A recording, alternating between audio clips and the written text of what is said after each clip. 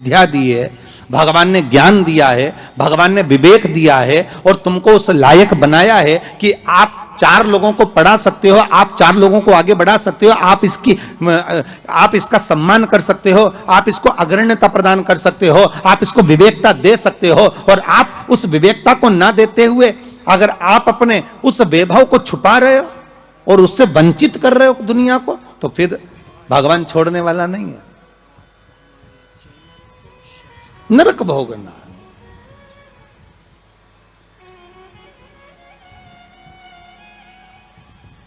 पर पांडेतारा वालों, आप लोगों ने बिल्कुल सही उत्तर दिया कि उसने दक्षिणा ज्यादा ले ली और वापस निकल गया तो अपने मुख से कह दिया कि वो नरक गया। कितनी, इसी को कहते गंगा तट के श्रोता। गंगा तट के जो श्रोता होते ना बड़े आनंदमय होते, कथा जो सुनते हैं ना उसका भाव एक आनंदित होता है कि वो अपना लक्ष्य छोड़कर, अगर चाहता तो राजा परीक्षित को बचा सकता था, पर थोड़ी सी संपदा के चक्कर में, थोड़े से धन के चक्कर में वो ब्राह्मण भी थोड़ा सा लोभ आया और लोभ के चक्कर में अपने कर्म से वंचित हो गया। तो वो चरित्र कहां गलत है महाराज जी? एक महाराज जी प्रवचन दे रहे थे, उस प्रवचन में एक गांव का व्यक्ति कथा सुनने बैठा था और खड़े होकर पूछ लिया, महाराज जी पाप के बाप का नाम क्या है? महाराज जी ने पूछा, क्या पूछ रहे हो, फिर से बोलो। तो वो व्यक्ति बोला, महाराज जी हमें दशरथ जी के पिताजी का नाम मालूम है, हमें राम जी के पिताजी का नाम मालूम है, हमें कृष्ण जी के पिताजी का नाम मालूम है, हमें सबके बाप का नाम मालूम है, बस पाप के बाप का नाम नहीं मालूम, तुम हमें उत्तर दे दो। तो महाराज जी भी मन में सोचे पाप का बाप, महाराज जी मन में सोचे हमने पूरी पुराण पढ़ी पर ये पाप का बाप तो हमें कहीं नहीं मिला, सारे शास्त्र भी उखाड़ कर देख लिए पर उसमें पाप का बाप मिलना बड़ा कठिन। अब पाप का बाप कहां से ढूंढे? तो महाराज जी ने कहा एक काम करते हैं, कल हम आपको बताएंगे, आप कल कथा में आना। और महाराज जी फिर प्रवचन देने बैठे और वो व्यक्ति फिर आके बैठ गया। अब जैसी कथा समापन हुई महाराज जी वो फिर खड़ा हो गया, महाराज सीताराम। महाराज जी बोले सीताराम, और बोलो पाप का बाप। महाराज जी बोले बहुत अच्छा, पाप का बाप पीछे पड़ा। महाराज जी बोले कल बिल्कुल पक्का है कि तुमको तुम्हारे प्रश्न का उत्तर मिल जाएगा। अब महाराज जी ने आज भगवान को 2 अगरबत्ती लगाई कि वो नहीं आना चाहिए प्रभु, क्योंकि वो फिर आएगा, फिर प्रश्न करेगा पाप का बाप। अच्छा वो प्रश्न नहीं भी करता ना तो उसका मुंह देखकर याद आ जाता है कि प्रश्न करेगा पक्का। तो पंडित जी जब निकले ना प्रवचन के लिए तो उन्होंने भगवान को 2 अगरबत्ती लगाई, भगवान ये नहीं आना चाहिए। और पंडित जी जैसे ही बस कथा में आ रहे थे, प्रवचन देने आ रहे थे, वो रोड पे ही मिल गया पाप का बाप। पंडित जी मन में सोचे प्रवचन दूं कि ना दूं, बड़ा टेंशन है। अब प्रवचन दे कि ना दे यही सोचे। अब महाराज जी फिर कथा में बैठे, उसने फिर प्रश्न कर दिया महाराज कि पाप के बाप का नाम बता दीजिए। महाराज जी फिर नहीं बोले। अब नहीं बोले तो शिव महापुराण की कथा कहती है महाराज वहीं पर एक वैश्या बैठी थी कथा में, रोज कथा सुनने आती थी, उसका मन, उसका चित्त, उसकी वृत्ति कथा में बड़ी रमती।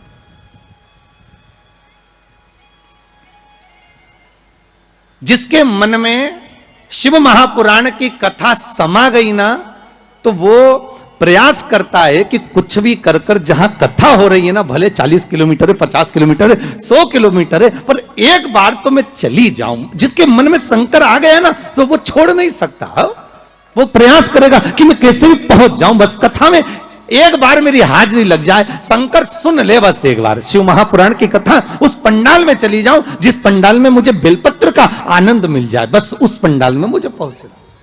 अब वैश्या का नियम था, वो कथा कभी नहीं छोड़ती थी और वो भी कथा में जाकर बैठ गई और कथा में रोज सुने वो पाप के बाप का चक्कर। और महाराज जी बस प्रवचन करें अक्षतम केशवम राम नारायणम, जैसे महाराज जी अक्षतम केशवम करें सब बैठे रहे, वही खड़ा हो जाए।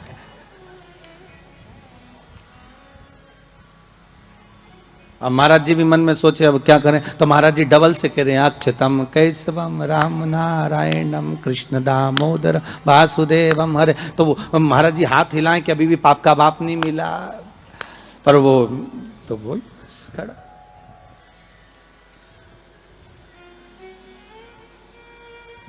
आज वेश्या ने कह दिया गुरुदेव आपसे एक निवेदन है मेरा। बोलिए। मैं वेश्या हूं, छुपाया नहीं। संत सदगुरु भगवान माता पिता इनसे कभी नहीं छुपाना अपने को, छुपाकर जाएंगे भी कहां।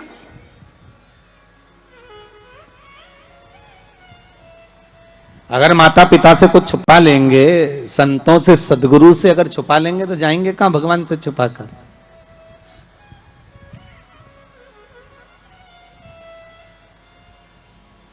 वैश्या कहती है मैं वैश्या हूं। ओ हो, आपने हमारे पांव तो नहीं छुए? संत बोले। वैश्या ने कहा नहीं, बिल्कुल पीछे जाकर बैठ जाती हूं एकांत में, पर मेरा कुछ मन है आपसे कहने का, आप सुनेंगे हमारी बात? संत बोले क्यों नहीं सुनेंगे, हम तो संत हैं, बोलो क्या बात है। आप जब सुबह सुबह मंदिर जाते हो ना गुरुदेव, तो बीच में मेरा वेश्यालय पड़ता है, 2 मिनट के लिए आप पांव रख देंगे ना मेरे वेश्यालय में, मेरी जिंदगी सार्थक हो जाएगी। संत बोले हम और वेश्या के घर कभी नहीं आ सकते। कैसे मूर्खों की तरह बात करती हो आप? संत को तुम्हारे वेश्यालय में बुला रही हो, अच्छा लगेगा कोई? वैश्या कहती आज तक कोई गुरु मेरे वेश्यालय में नहीं आया, केवल चरण रखना चले जाना गुरुदेव। गुरुजी बोले राम राम राम सीताराम, हम नहीं आएंगे। गुरुजी चले गए कहते हुए। वैश्या घर के बाहर रंगोली मांगोली डालकर वेश्यालय के बाहर बैठी। संत का आगमन हुआ वहीं से। वैश्या दौड़ कर गई, गुरुदेव ये मेरा वेश्यालय है, पांव रख दीजिए। वैश्या हम संत हैं, किसी वेश्या के यहां नहीं जा सकते, हम तुम्हारे यहां नहीं आएंगे। संत जाने लगे। वैश्या ने अपना पर्स खोला, 500 का नोट निकाला, महाराज के चरणों में रखा। महाराज जी ने जेब में रखा, जल्दी चलो हमारे पास समय कम है, जल्दी चलो। महाराज वैश्या के भवन में चले गए।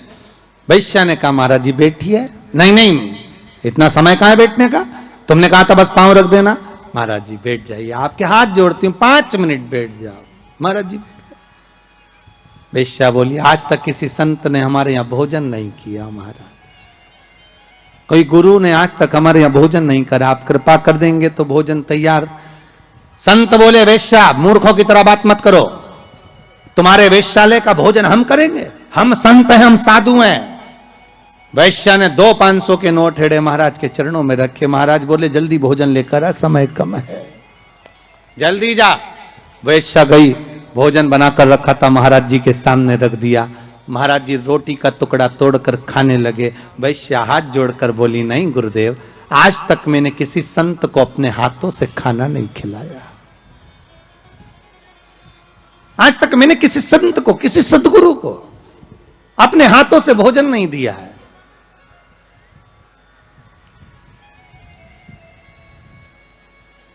मैं अपने हाथों से आपको भोजन कराना चाहती हूं। संत बोले तुम जानती नहीं कि तुम वैश्या हो, हम संत हैं, साधु सन्यासी तपस्वी किसी के हाथ से खाना नहीं खाते। वैश्या ने 4 500 के नोट हिड़ के सामने रखे। महाराज जी ने मुंह खोल लिया। वैश्या ने रोटी का टुकड़ा तोड़ा, महाराज के मुख में दिया। दूसरा तोड़ा तो रोटी का टुकड़ा खीर में भिगोया, महाराज के मुंह में डालने की जगह थाली में रखकर वैश्या ने एक थप्पड़ महाराज के गाल पर दिया, एक थप्पड़ महाराज के गाल पर। संत ने पूछा वैश्या तुमने हमें थप्पड़ मारा? वैश्या कहती नहीं महाराज, ये अभी मारा तो 5 उंगली हमारे गाल पर पड़ी हुई है, ये थप्पड़ नहीं तो और क्या है?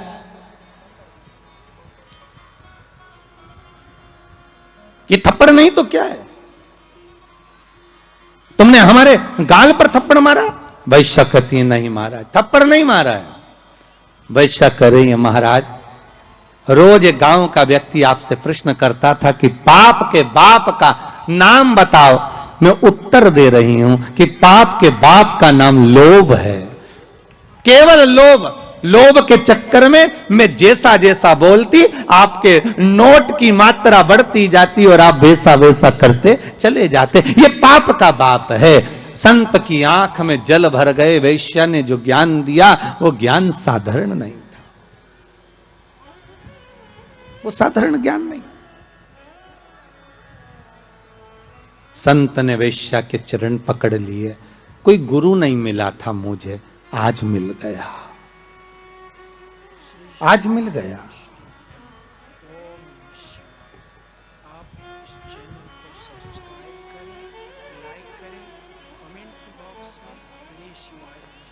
पाप का तो वो जो ब्राह्मण था उसने एक गलती कर दी।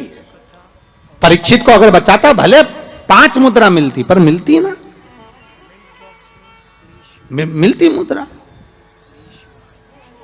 पर उस ब्राह्मण ने एक गलती कर दी कि वो परीक्षित को बचाने की जगह ज्यादा मुद्रा लेकर वापिस मुड़ गया। वापिस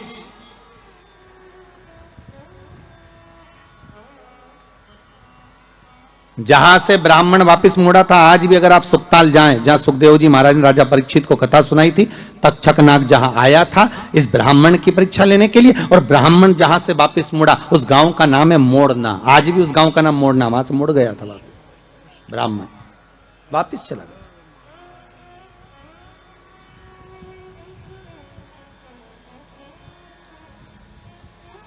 जरा सा लोभ बस वाम भरमा दिया।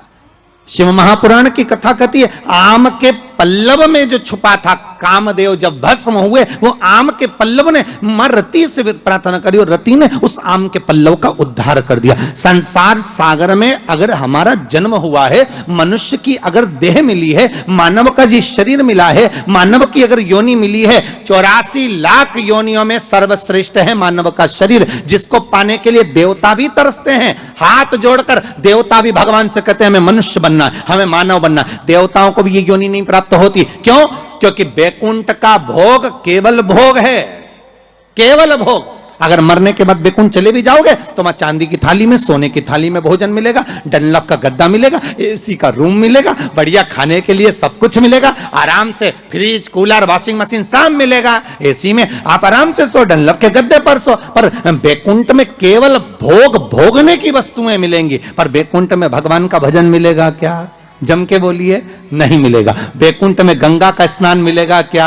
नहीं मिलेगा। बैकुंठ में शिव महापुराण की कथा मिलेगी क्या? नहीं मिलेगी। बैकुंठ में दान करने का मौका मिलेगा क्या? नहीं मिलेगा। बैकुंठ में भजन करने का मौका मिलेगा? नहीं मिलेगा। बैकुंठ में ना तो भजन मिलेगा, ना कीर्तन मिलेगा, ना नाम जाप मिलेगा, ना गंगा का स्नान मिलेगा। बैकुंठ में ना तीर्थ मिलेगा। बैकुंठ में अगर मिलेगा तो एक एसी का रूम मिलेगा, डनलप का गद्दा मिलेगा, सोने की थाली में भोजन मिलेगा, 2-4 दासियां तुम्हारा पंखा झेलेगी, पांव दबाने वाले मिलेंगे, इससे ज्यादा कुछ नहीं मिलेगा। बैकुंठ में लोग कहते हैं भगवान विष्णु मिलेंगे क्या? तो भगवान विष्णु से किसी ने पूछा तुम बैकुंठ में रहते हो? भगवान विष्णु कहने लगे मुझे तो फुर्सत ही नहीं, जहां कथा होती मैं तो वहां चले जाता। जब बैकुंठ अधिपति कथा सुनने के लिए पितरों के धाम में जाते हैं, कथा सुनने के लिए पांडतारा आ जाते हैं, कथा सुनने के लिए गंगा के घाट चले जाते हैं, तो भगवान कह रहे हैं बैकुंठ में फिर मनुष्य क्यों चाहता है बैकुंठ जाने के लिए? लक्ष्मी जी से पूछा तुम रहती हो क्या बैकुंठ में? लक्ष्मी जी बोली मैं जहां नारायण मां में, मैं क्या करूं बैकुंठ में? तो फिर बैकुंठ में क्या है? तो लक्ष्मी जी बोली 3 स्टार होटल, 5 स्टार होटल, आराम से रहो, खाओ पियो, मौज करो। और जब तुम्हारा पुण्य खत्म हो जाए, जैसे ही पुण्य खत्म वैसे धक्का मार के फेंक दिया। जैसे जब तक जेब में पैसा है तो होटल के अच्छे से अच्छे रूम में, खूब कुंभ के मेले में होटल बुक करो, खूब इलाहाबाद में, प्रयागराज में खूब प्रेम से रहो। और जब जेब में पैसा खत्म तो होटल वाला भी कह देगा निकलो, बाहर निकलो। तो होटल वाले से क्योंकि हमने 1 महीने का पैसा दिया था, 2 दिन तो ज्यादा रहने दे, 2 दिन क्या 24 घंटा ज्यादा नहीं रहने देगा। पैसा खत्म तो निकल कर बाहर जाओ, पैसा हो जमा करो, फिर रूम में रहो। उसी तरह बैकुंठ में जितना पुण्य है उसके बल पे रह लो, जैसे ही पुण्य समाप्त चलो पांडे तारा, वापिस पहुंच जाओ प्रतापगढ़, फिर कहोगे तुम जानते नहीं हो, हमने सियोर वाला महाराज के मुंह से शिव महापुराण की कथा सुनी तो बहुत बड़ा पुण्य कमाया। तो भगवान विष्णु बोले पुण्य तो कमाया पर खत्म भी तो हो गया, वापिस जा नीचे बैटरी चार्ज करके आ, वापिस जा फिर कथा सुन। बड़ी मुश्किल से मिलता है ये मनुष्य का, मिलेगा वैकुंठ चाहोगे तो मिल जाएगा पर भोग करने के लिए मिलेगा। उसमें केवल आप भगवत भजन नहीं कर सकते, आप उसमें दान नहीं कर सकते। वैकुंठ में कोई तुम्हारे सामने हाथ फैलाकर भिक्षा मांगने नहीं आएगा। कोई वैकुंठ में तुमसे ये नहीं कहेगा कि तुम गौ माता के लिए दान दो, या तुमसे ये नहीं कहेगा कि वृद्धाश्रम के लिए दान दो, या तुमसे कोई ये नहीं कहेगा कि मंदिर निर्माण के लिए दान दो। वैकुंठ में तो तुम केवल भोग भोगोगे और उस केवल पर भोगोगे जो तुमने दान करा, जो पुण्य करा, जो सत्कर्म करा। केवल एक मनुष्य की देह मिली है जिसमें हम दान भी करते हैं, हम भजन भी करते हैं, हम पुण्य भी करते हैं, हम सत्कर्म भी करते हैं, हम नाम जाप भी करते हैं। यह केवल एक मनुष्य की देह है, केवल एक मानव का शरीर।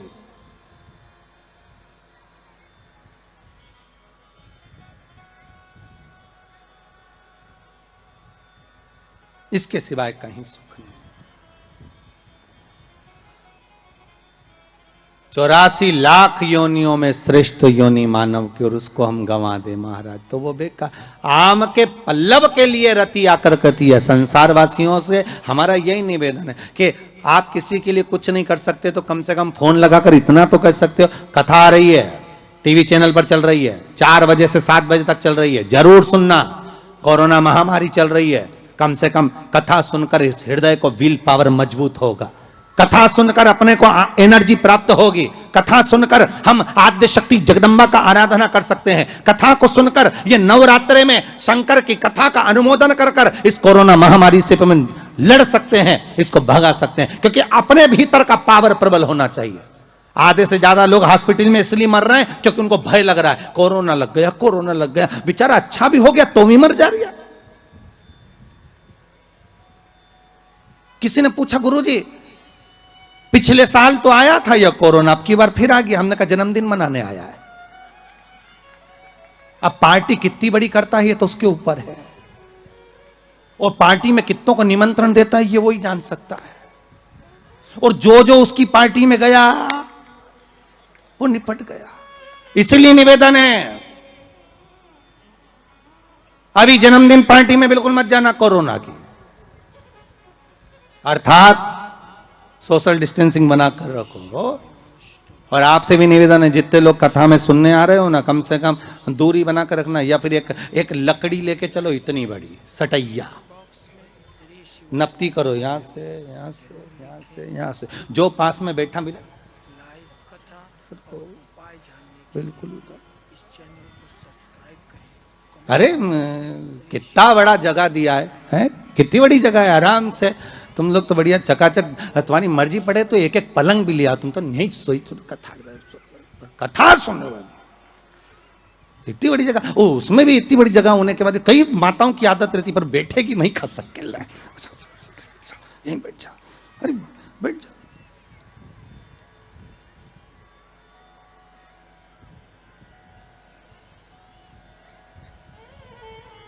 सुनो कथा। शिव महापुराण की कथा कहती है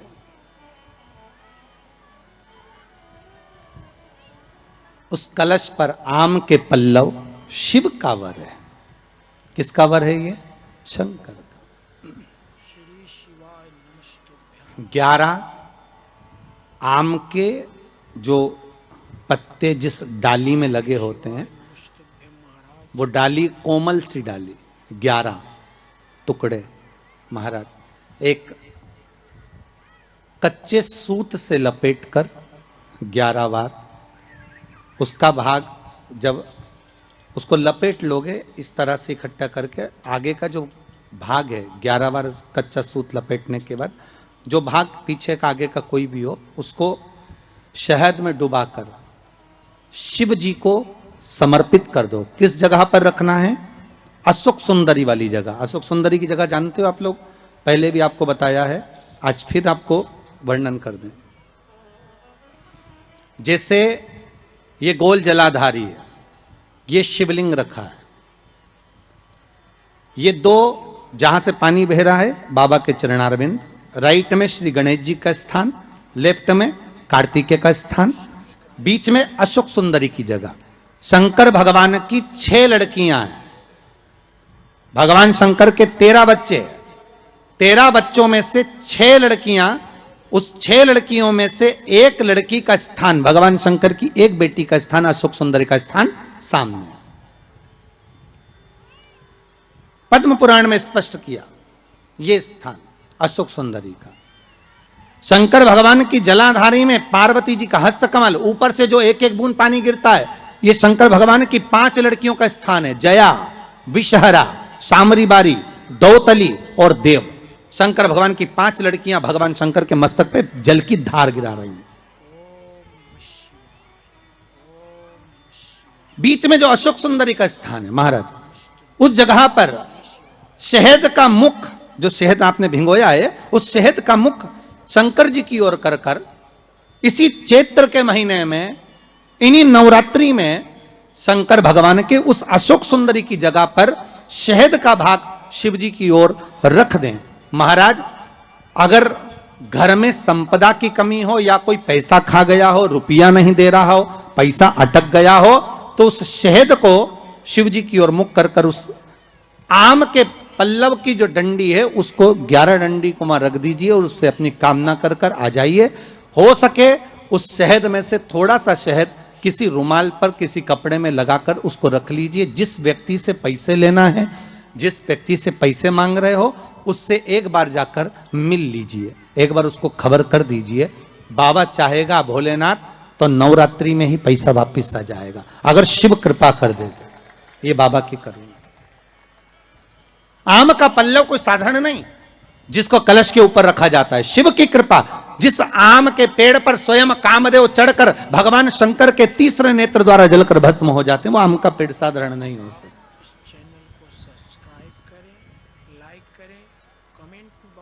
सहज नहीं है।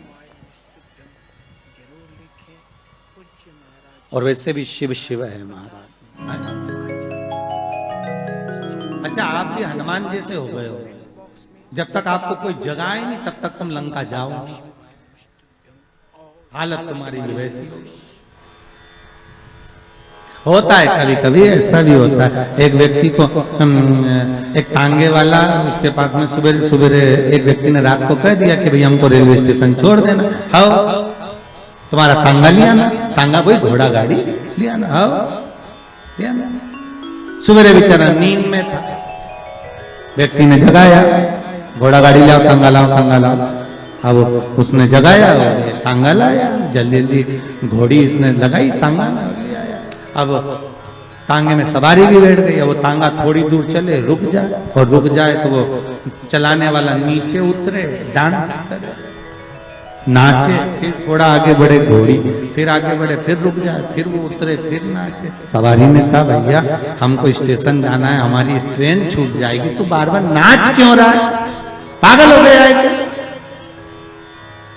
उसने कहा दिक्कत कुछ नहीं, दिक्कत इतनी सी है, हमारे पास में 2 घोड़ी, ठीक है, एक तांगे की, एक बारात की। बारात की जो घोड़ी है वो तांगे में आ गई है। जब तक इसके आगे नाचो नहीं तब तक ये आगे बढ़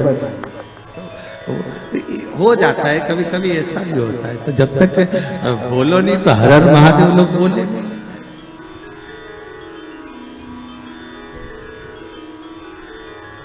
अब आम के पल्लव को बाबा ने विराजमान किया। अब आया है उसके ऊपर क्या रखते हो, श्रीफल, नारियल, ठीक है।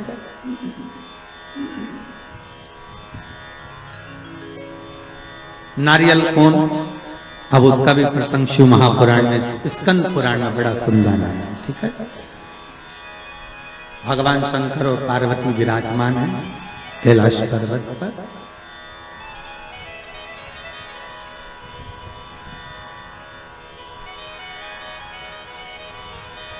भगवान शिव के मन में बात आई। शंकर भगवान ने मां पार्वती जी से कहा,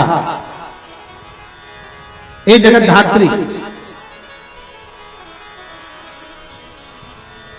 हाँ प्रभु बोलिए, सुनो,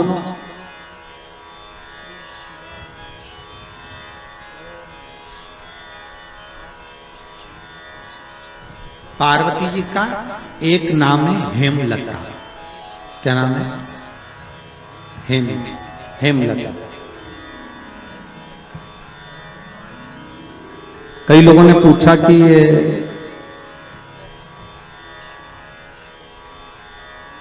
जो पार्वती जी का हेमलती जो नाम है, नाम था हेमलती, अब उसको कर दिया हेमलता, है ना। तो ये माता पार्वती का हेमलती नाम किस जगह पर पड़ा? तो देवी भागवत में आता है कि जिस जगह पर शंकर भगवान ने पार्वती से एक बात कही कि हमारा मन है कि हम दोनों बालकों की परीक्षा लें, और पार्वती जी ने जब भगवान शिव से कहा कि बच्चों की परीक्षा क्या लेना, संतान अपनी है और इनकी परीक्षा हम क्यों लें, किस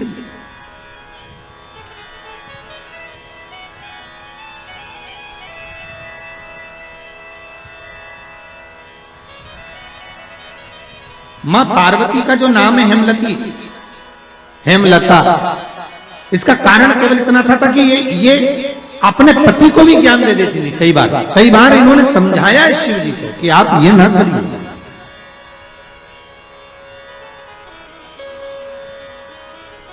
आप मत करो परीक्षा, मत लो। पर शिव तो शिव थे, बुला लिया कार्तिकेय को, गणेश जी को बुलाकर कहा, बुलाकर बोले जो पृथ्वी की परिक्रमा पहले कर आएगा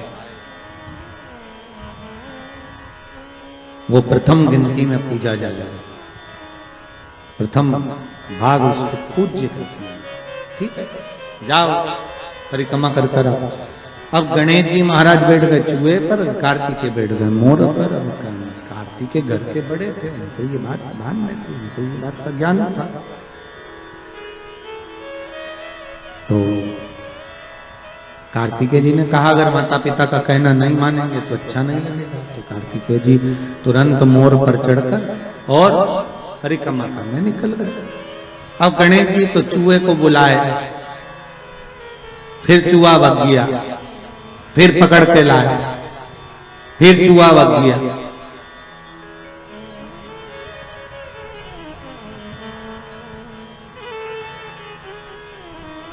अच्छा, गणेश पुराण में लिखा है नंदी और भृंगी, शंकर भगवान के ये दोनों गण इतने एबले थे महाराज कि गणेश जी जब जब चूहे पे बैठते थे और नंदी और भृंगी चूहे को अपने पास खिलाने के लिए बुला लेते।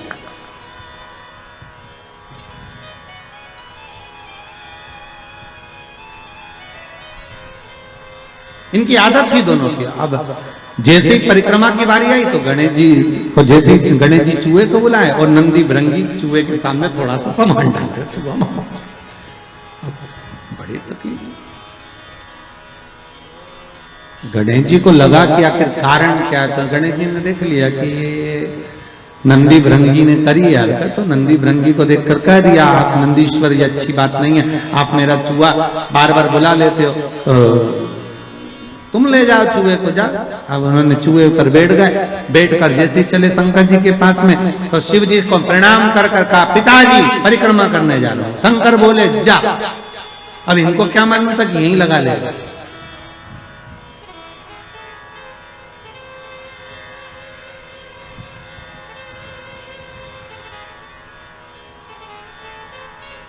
अब उनको क्या मालूम था कि यहीं लगा लेगा। होता है जैसे कि किसी एक दुबले पतले व्यक्ति को कहीं मालूम पड़े सेना में सम्मिलित कर दिया, उसको बहुत दुबला पतला,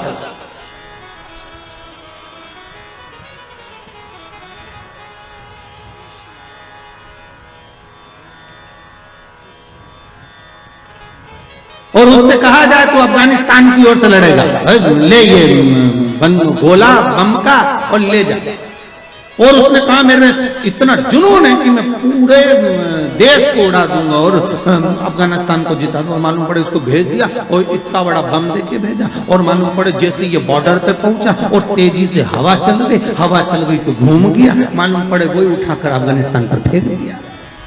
अब जिस सेना से लड़ रहा था उसी सेना को निपटा दिया। अब सोचने में सब पड़ गए कि क्यों रे तुझे लड़ने के लिए वहां भेजा था, बम फेंकना था वहां, तो क्या गलती मेरी थोड़ी ना, बम तो मैं वहीं के लिए लेकर गया था, पर हवा गलत चल गई, उसने उड़ाकर मुंह इधर कर दिया तो बम इधर चल गया। गणेश जी से पूछा कि तुमको भेजा था कि तुम पृथ्वी की परिक्रमा करने जाओ, तो तुम ये क्या कर रहे हो? गणेश जी बोले पिताजी शांत रहिए और परिक्रमा लगाने दीजिए। और परिक्रमा लगाई गणेश जी महाराज ने, एक नहीं 3, और 3 परिक्रमा लगा के सामने खड़े हो गए। पिताजी वर दीजिए। पिताजी ने पूछा काय का वर? पृथ्वी की परिक्रमा करके आया। शंकर भगवान बोले बता मेरे आजू बाजू घूम लिया और क्या पृथ्वी की परिक्रमा कर आया।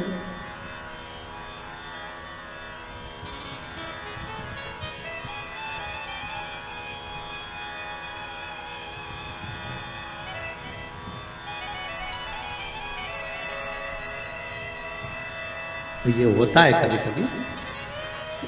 रामचरितमानस में केवट का चरित्र आता ना, केवट ने राम जी को नाव में बिठाया, या घाट से लेके चले वह घाट पर जाए, वह घाट से वापस घुमा के ये घाट पे ले जाए, इस घाट से उस घाट पे ले जाए, उस घाट से इस घाट पे ले जाए, बड़ा बार बार घुमा दिया वो नाव को। अच्छा केवट की नाव जो अच्छी नाव थी वो तो भगवान ने छोड़ दी थी, वो केवट की नाव में बैठे तो वो नाव भी ऐसी थी उसमें बीच में छेद था, और लक्ष्मण जी ने कहा भी था भैया इसकी नाव में मत बैठो छेद है। राम जी बोले कितना दयालु है बेचारा, कैसा सीधा साधा एकांत में बैठा, इसी की नाव में बैठूंगा मैं तो बस बैठूं। लक्ष्मण जी ने मना भी करा, और जैसे ही लक्ष्मण जी ऊपर चढ़े तो केवट ने अपना पिछोड़ा उतार के दे दिया, लो लक्ष्मण भैया। लक्ष्मण जी ने पूछा यह काहे के लिए? कि नाव में छेद है, पानी भराएगा तुम भरते जाना निचोड़ते जाना।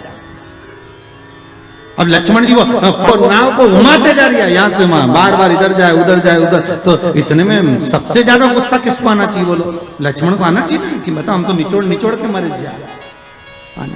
लक्ष्मण जी को जो क्रोध आया तो न राम जी को देखा, और राम जी लक्ष्मण जी की बात को जान गए, तो राम जी लक्ष्मण जी की बात को जानकर उन्होंने केवट से कहा, केवट जी प्रभु ये घाट से वो घाट से ये घाट 10 चक्कर लगा दिए, हम थक गए, पार क्यों नहीं उतारता? केवट बोला वाह प्रभु तुम 10 चक्कर में थक गए, हमें 84 के चक्कर में पड़ो, हम नहीं थके।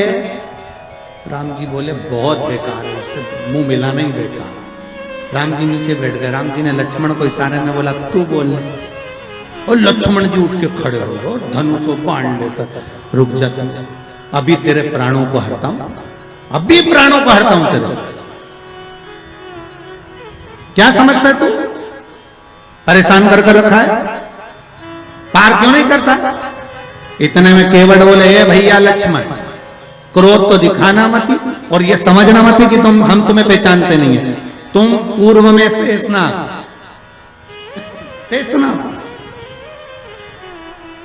ये भगवान राम भगवान विष्णु है, और ये मैया सीता लक्ष्मी जी ये चरण दबा रही थी, ये सो रहे थे आप शेषनाग के ऊपर, हम कछुआ थे दर्शन करने आए, आपने इतनी तेज फुंकारा मर गए तो केवट बन गए, तुम्हारे फुंकार से मरे तो केवट बने, और अभी भी घाटे में नहीं जाएंगे, तुम मार भी दोगे तो बेकुंठी जाएंगे, पर घाटा तुम्हारा है, हमारी कोई औलाद नहीं है, हम मर गए तो हमारी पत्नी अंतिम संस्कार भी तुमसे कराएगी और 12वें का भोजन भी तुम्हें जिमाएगी। राम जी ने कहा लक्ष्मण नीचे बैठ जा रहे, नीचे बैठ जा तू।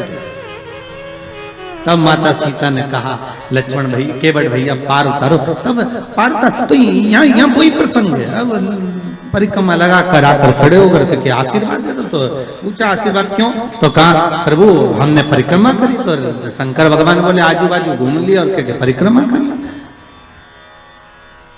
इसको कोई परिक्रमा करते? गणेश जी बोले और नहीं तो माता पिता में आकाश, माता पिता में पाताल, माता पिता में पृथ्वी, सब तो माता पिता में ही, और सब माता पिता में, इसलिए आपकी लगा ली सबकी हो गई। शंकर जी खुश हो गए, शंकर जी ने आशीर्वाद दे दिया। अच्छा बच्चों पर माँ बहुत देर में खुश होती है, पर पिता तुरंत पर्स खोल के 500 का नोट देते तो जा माता और पिता में अंतर है।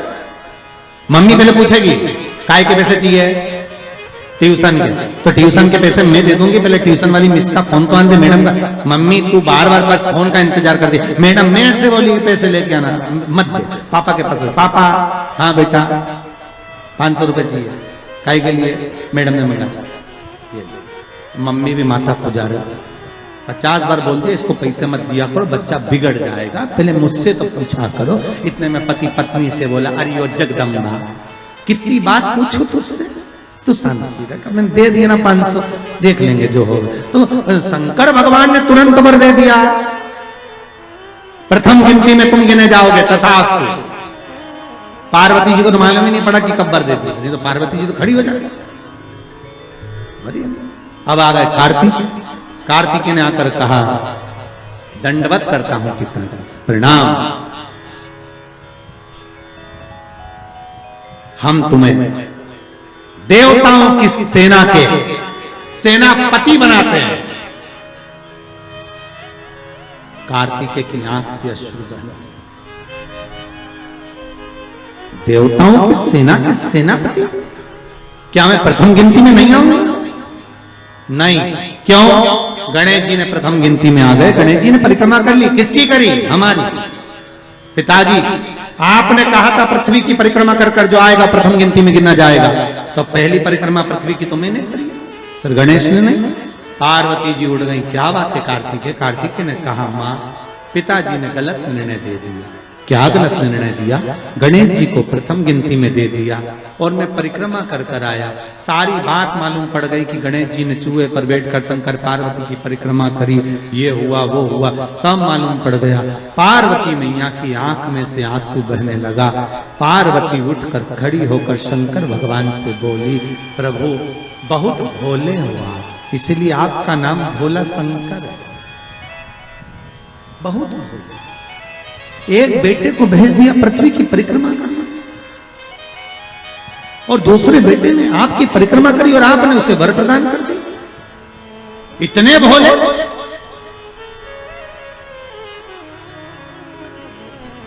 पुत्रों में भेद कर दिया।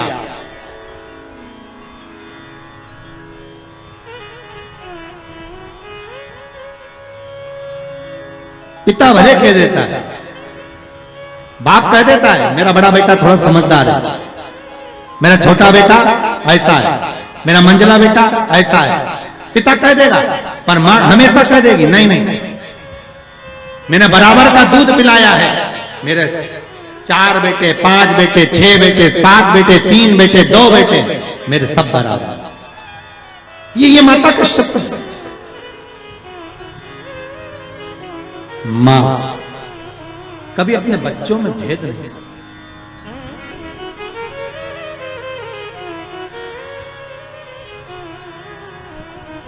पूत कपूत सुने हैं परना, माता सुनी कुमाता।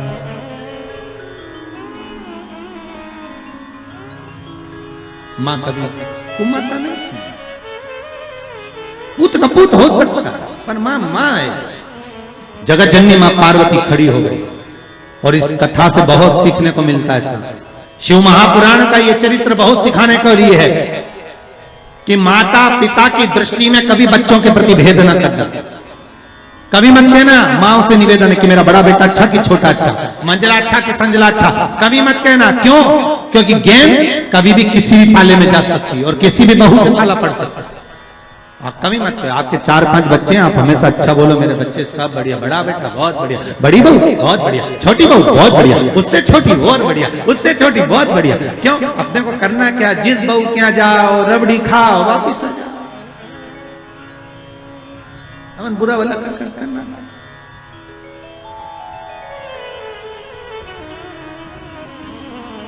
बहुत बढ़िया, क्या चलता।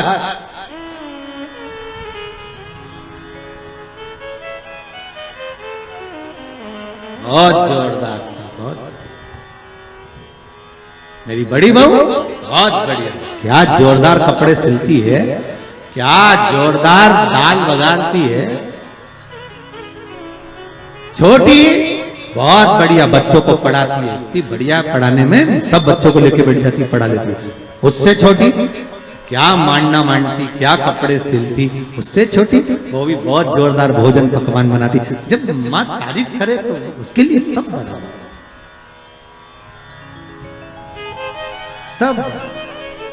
जैसे शंकर भगवान कहाँ रहते हैं, जम के बोलिए शमशान। शमशान शिव जी का धाम, जहां पर सबकी शान सम है, उसी का नाम शमशान है। शमशान में जो जाता है वो राख का ढेर बन जाता है, राख का ढेर।